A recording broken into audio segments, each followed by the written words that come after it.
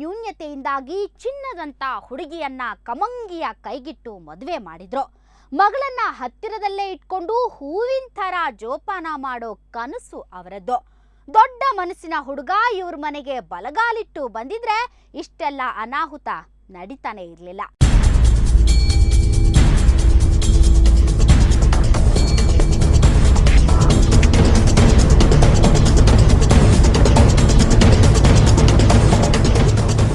ಎಷ್ಟು ಚೆನ್ನಾಗಿತ್ತು ನೋಡಿ ವನಜಶ್ರೀ ವಿನಯ್ ಜೋಡಿ.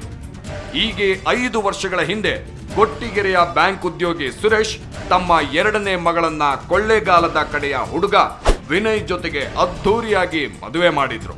ವನಜಶ್ರೀಗೆ ಸ್ವಲ್ಪ ಕಿವಿ ಮಂದವಾಗಿತ್ತು. ಅದರ ಬಗ್ಗೆ ವಿನಯ್ಗೆ ಮದುವೆಗೆ ಮೊದಲೇ ಹೇಳಿದ್ರು. ಜೊತೆಗೆ ತಮಗೆ 2 ಹೆಣ್ಣು ಮಕ್ಕಳು, ಹಿರಿಯವಳು ಮದುವೆ ಮಾಡಿಕೊಂಡು ಗಂಡನ ಮನೆಗೆ ಹೋಗಿದ್ದಾಳೆ. ಈಗ 2ನೇಯವಳು ವನಜಶ್ರೀಯನ್ನ ಮದುವೆ ಆದ್ರೆ ಮನೆ ಅಳಿಯನಾಗಿ ಬರಬೇಕು ಅಂತಾನು ಹೇಳಿದ್ರು. ಎಲ್ಲಕ್ಕೂ ಒಪ್ಪಿ ಭರ್ಪೂರು ವರೋಪಚಾರ ಮಾಡಿಸಿಕೊಂಡು ಮದುವೆ ಮಾಡಿಕೊಂಡಿದ್ದ ಈ ಕಿಲಾಡಿ ಹೇಗೋ ಗಂಡ ಹೆಂಡತಿ ಚೆನ್ನಾಗಿದ್ರೆ ಸಾಕು ಅಂತ ಇರೋ ಬರೋ ಆಸ್ತಿ ಮಾರಿ ಮದುವೆ ಮಾಡಿದ್ರು. ಅಳಿಯನ್ನ ಮನೆ ತುಂಬಿಸ್ಕೊಂಡ್ರು. ಅವನು ಒಳಗೆ ಬರ್ತಿದ್ದ ಹಾಗೆ ತೊಳೆಯೋ ಕಾರ್ಯಕ್ರಮ ಶುರು ಬಿಟ್ಕೊಂಡ್ಬಿಟ್ಟ.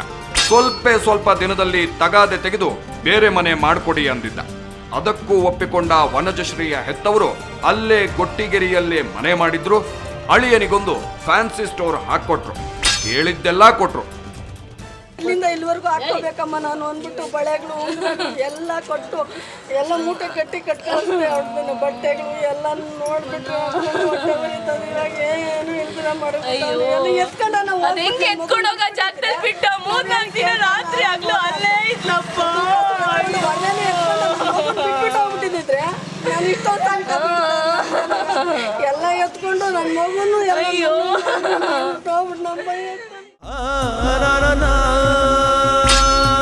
ಮಗಳ ಕಥೆನೇ ಮುಗಿಸಿದ್ದಷ್ಟೇ ಅಲ್ಲ, ಇವರು ಯಾಮಾರಿದ್ರೆ ಇವರೇ ನಿಂತು ಇವರ ಮಗಳ ಸಮಾಧಿಯ ಮೇಲೆ ಸೌಧ ಕಟ್ಟೋ ಸಂದರ್ಭನೂ ಎದುರಾಗ್ತಾ ಇತ್ತೇನೋ.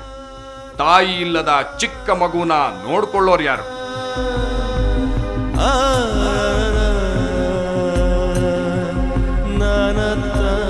ಪಾಪ ಅಳಿಯನಿಗೊಂದು ಪುಟ್ಟ ಹೆಂಡತಿ ತರೋಣ ಅಂತ ಈ ಅಮಾಯಕ ಜನರೇ ಯೋಚಿಸೋ ಆಗಿದ್ರೂ ಆಶ್ಚರ್ಯ ಇರಲಿಲ್ಲ. ಅಂಥದ್ದೊಂದು ನಾಟಕವನ್ನೇ ಆಡಿದ್ದ ಈ ಪಾಖಂಡಿ.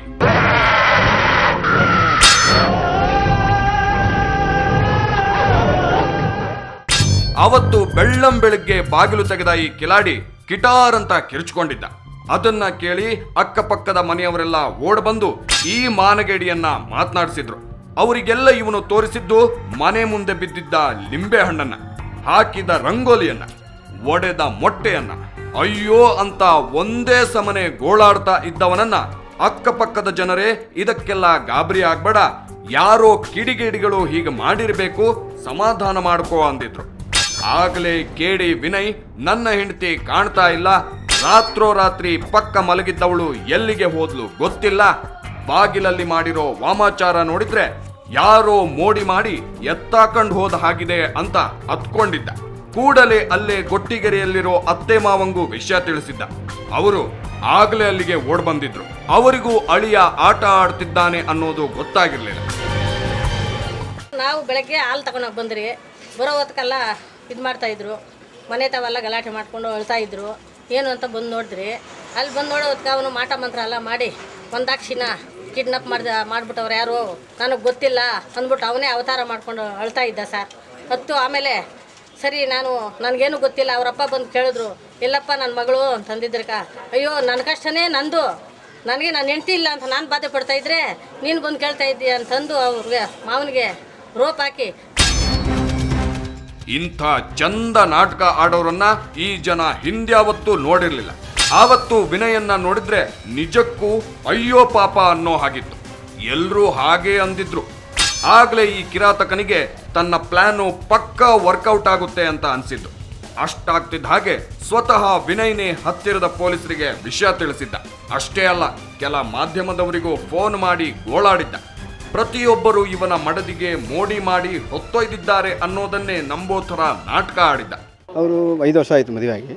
ಸರಿ, ಅವರು ಫ್ಯಾನ್ಸಿ ಅವರು ಇಟ್ಕೊಂಡಿದ್ರು. ಆಮೇಲೆ ಮೊನ್ನೆ 3 ದಿವಸದಲ್ಲೇ ಏನೋ ಮಾಟ ಮಂತ್ರ ಎಲ್ಲ ಮಾಡಿ ನಿಂಬೆಹಣ್ಣೆಲ್ಲ ಮಂತ್ರಿಸಿ ಹಾಕಿದರು. ಸರಿ, ಅವರು ಬೆಳಗ್ಗೆ ಎದ್ದು ಅವ್ರ ಅತ್ತೆಯವರಿಗೆ ಫೋನ್ ಮಾಡಿದ್ರಂತೆ, ಈ ಥರ ಯಾರು ಕಿಡ್ನಾಪ್ ಆಗಿದೆ, ನನಗೂ ಮಾಟ ಮಂತ್ರ ಮಾಡಿ ನನ್ನ ಈ ಥರ ಇದು ಮಾಡಿದ್ದಾರೆ ಅಂತ ಹೇಳ್ಬಿಟ್ಟು ಮಾಡಿದ್ದಾರೆ. ಆಮೇಲೆ ಪೊಲೀಸ್ ಕಂಪ್ಲೇಂಟ್ ಅವರೇ ಕೊಟ್ಟಿರೋದು.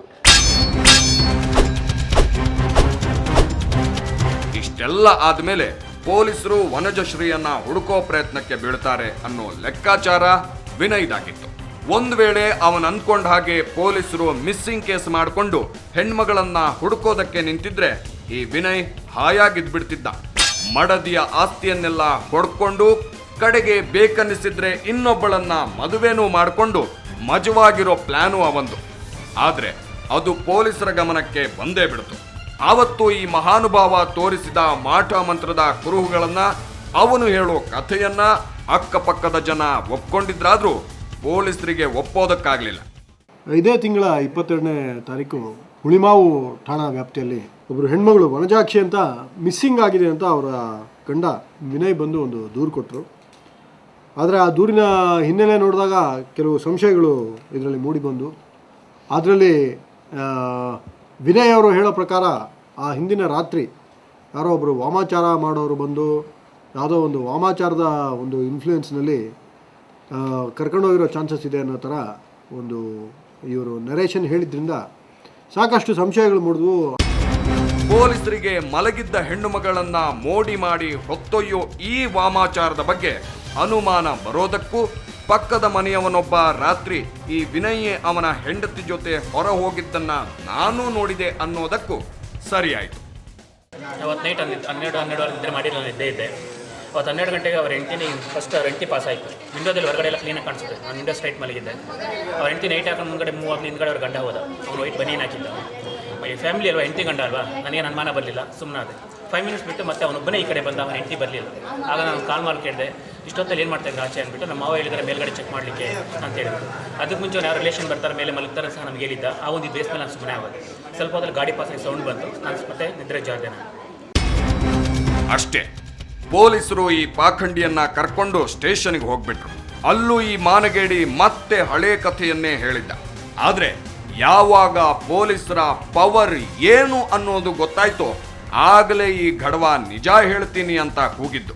ಅಲ್ಲಿ ವಿನಯ್ ಹೆಂಡತಿಯ ಹೆಣ ಹಾಕಿದ ವಿಷಯವನ್ನ ಒಪ್ಪಿಕೊಂಡಿದ್ದ.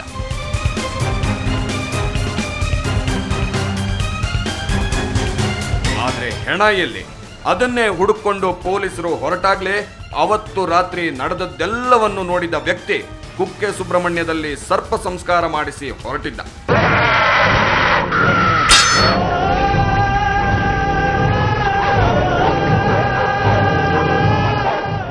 ಅವನೊಬ್ಬ ಎಲ್ಲವನ್ನೂ ನೋಡಿದ್ದ. ಗಂಡನ ಜೊತೆಗೆ ಹೆಂಡತಿ ಮನೆಯಿಂದ ಹೊರಟಿರೋದ್ರಿಂದ ಹಿಡಿದು ಯಾರ ಕಾರಲ್ಲಿ ಕರ್ಕೊಂಡು ಹೋಗಿರೋದು ಅನ್ನೋದು ಅವನಿಗೆ ಗೊತ್ತಿತ್ತು.